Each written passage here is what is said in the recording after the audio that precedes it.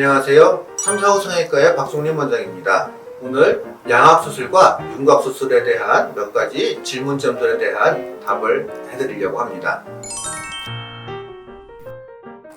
양압수술 과정이요.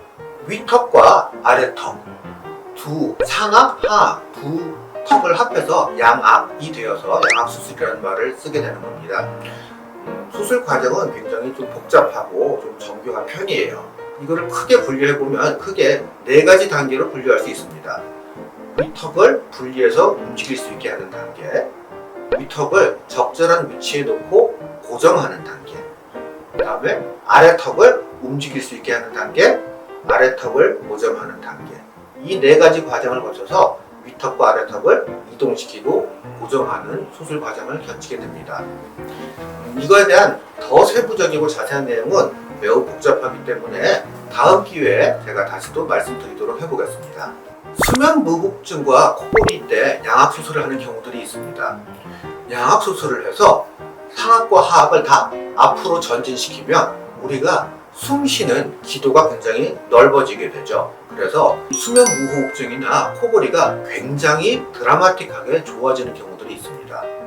하지만 이렇게 할 경우에 입과 턱이 굉장히 돌출돼 보이게 되기 때문에 이런 아시아권에서는 미용적으로 바람직하지 못하다고 사람들이 생각하는 경우들이 굉장히 많습니다.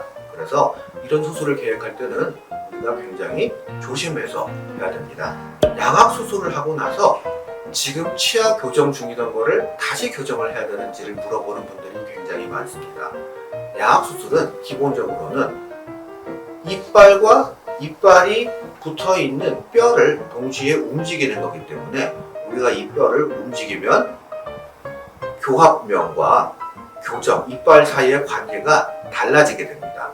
그래서 수술 뒤에 교정 치료를 해야 되는 경우들이 대부분이에요. 그런데 가끔 위턱과 아래턱을 한 덩어리로, 한 유닛으로 같이 움직이는 경우들이 드물게 있습니다. 이런 경우는 수술 뒤에 교정 치료가 필요 없는 경우도 있습니다. 예쁘게 웃는 건 정말 중요하죠. 양압수술을 한 뒤에 웃는 모습이나 모습 방식이 달라지는지 궁금해하시는 분들이 굉장히 많습니다. 양압수술 때 턱의 움직임은 굉장히 다양합니다. 예를 들어서 특히 얼굴이 길어서 우리가 길이를 줄이는 경우가 있어요. 웃을 때 잇몸이 보이거나 이빨이 보이는 정도는 굉장히 드라마틱하게 크게 많이 차이가 나게 됩니다. 그러면 웃는 모습도 굉장히 많이 달라지겠죠. 물론 좋은 의미로 이야기입니다. 길이가 많이 변하지 않는 경우에도 우리가 얼굴에 표정을 짓는 근육의 위치와 길이, 그러니까 근육이 붙는 점, 작용점 이런 위치들이나 이런 것들이 많이 변하기 때문에 웃는 모습이나 이런 것들이 살짝 달라지는 경우들이 흔히 있을 수 있습니다. 윤곽수술하고 얼굴의 감각이 떨어지는데 언제 다시 돌아오나요? 이런 질문을 많이 받습니다. 우리가 수술을 할 때 절대 손상시키면 안 되는 감각신경이 많이 있어요. 이런 감각신경은 수술할 때 잘 다치지 않게 보존을 해야죠.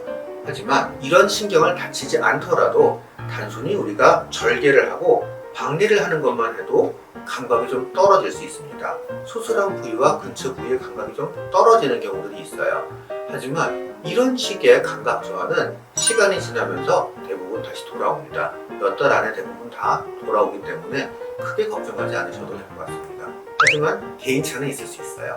안면 윤곽수술은 이빨과 교합과 연관된 얼굴의 구조물들을 직접 건드리거나 우리가 조작하는 일은 없습니다. 우리가 직접 턱관절, 앞관절을 다루거나 여기 변동을 시키는 일은 없어요. 교합면과 턱관절에 대한 증상이나 이런 게 수술 전후로 달라지거나 변하는 일은 없다고 생각하시면 됩니다. 하지만 수술하고 아주 초기에 붓기가 많을 때는 붓기 때문에 턱을 벌리고 다물거나 하는 게 좀 불편하게 느껴지실 수는 있어요. 근데 그거는 단순히 붓기 때문에 그런 거라서 붓기가 빠지고 제자리를 잡아가면 점점 좋아집니다. 붕대는 대개 2가지 이유에서 사용을 합니다. 첫 번째는 압박을 위해서예요. 압박을 하면은 피가 나는 것들 지혈을 하는데도 굉장히 도움이 되고요. 붓기가 부어오르는 것을 막아주는 데도 어느 정도 도움이 됩니다. 그래서 붓기나 멍이 줄어들게 하는 효과가 있어요. 두 번째는 움직이지 않도록 잡아주는 역할을 합니다. 얼굴에 붕대를 감아 놓으면 우리가 턱을 벌리지 못하게 돼요. 그래서 우리가 그 턱을 벌리지 않고 안정적으로 고정해주는 역할을 하게 됩니다. 이런 두 가지 이유로 우리가 수술 뒤에 붕대를 감기도 한답니다. 윤곽 수술과 얼굴의 처짐은 굉장히 예민하고 많은 사람이 관심을 가지고 있는 화두예요. 만약에 부피 변화가, 뼈의 부피 변화가 굉장히 크면 뼈와 살의 관계가 굉장히 좀 더 많이 달라지게 되겠죠. 그러면 조금 더 처질 확률이 높을 수 있습니다. 하지만 뼈가 작아져도 살이 그냥 쭉 처지는 게 아니고 리모델링이 되고 맞춰서 변할 수 있는 능력을 가지고 있어요.